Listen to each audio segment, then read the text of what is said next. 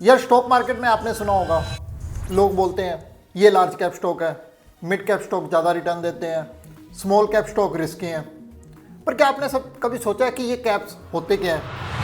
आज हम इस वीडियो में एक ऐसी टर्म के बारे में बात करेंगे जिससे डिसाइड होता है कंपनी कितनी बड़ी है या छोटी है, जिसे कहते हैं मार्केट कैपिटलाइजेशन।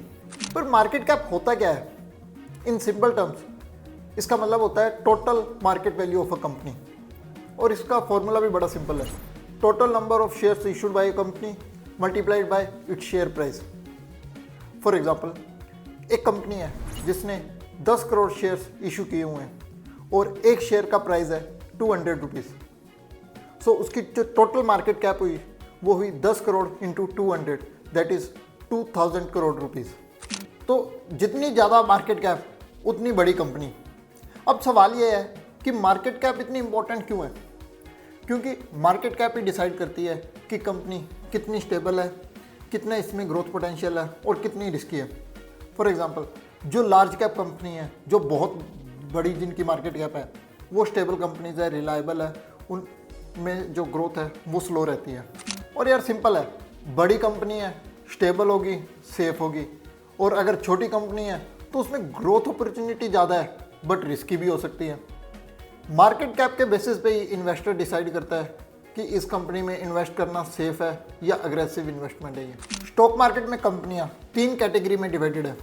पहला है लार्ज कैप, वो स्टॉक, वो कंपनियां जिनकी मार्केट कैपिटलाइजेशन 50,000 करोड़ से ऊपर है, जैसे रिलायंस, TCS, HDFC बैंक। ये कंपनी स्टेबल है, सेफ है, कम रिस्की है, इसमें इन्वेस्ट करने से जो रिटर्न है वो भी काफ़ी नॉर्मल से रिटर्न है, कोई हाई रिटर्न पोटेंशियल नहीं है इनमें। सेकंड आता है मिड कैप स्टॉक्स, वो कंपनियां जो 10,000 करोड़ से लेके 50,000 करोड़ के बीच में है। ये कंपनी में ग्रोथ अपॉर्चुनिटी होती है, रिस्क थोड़ा ज़्यादा रहता है, वॉलेटाइल रहती हैं, बट ग्रोथ अपॉर्चुनिटी भी अच्छी मिलती है। And third is small cap, वो कंपनियां जो 10,000 करोड़ से कम जिसकी मार्केट कैपिटलाइजेशन है।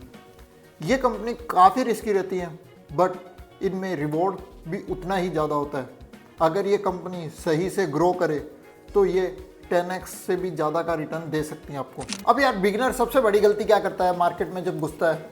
वो शेयर प्राइस से जज करता है कि ये कंपनी कितनी बड़ी है या कितनी छोटी है, बट शेयर प्राइस ये नहीं बताता कि ये कंपनी कितनी बड़ी है या कितनी छोटी है, वो सिर्फ बताएगा मार्केट कैप।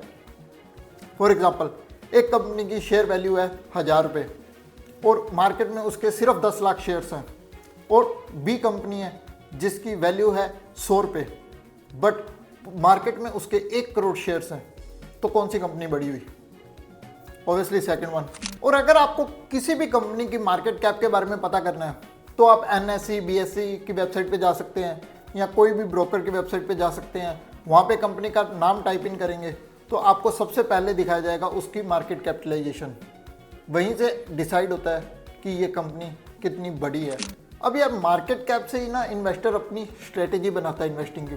अगर लार्ज कैप स्टॉक है तो वो सेफ़ है, तो उसमें वो थोड़ा ज़्यादा अमाउंट इन्वेस्ट कर सकता है। अगर मिड कैप है तो वो थोड़ा सेफ कम है, रिस्कियर ज़्यादा है, बट ग्रोथ अपॉर्चुनिटी भी उतनी ज़्यादा है, रिटर्न्स भी ज़्यादा एक्सपेक्ट कर सकते हैं। और स्मॉल कैप है तो वो काफ़ी ज़्यादा रिस्की है बट रिटर्न्स भी अच्छे एक्सपेक्ट किए जा सकते हैं।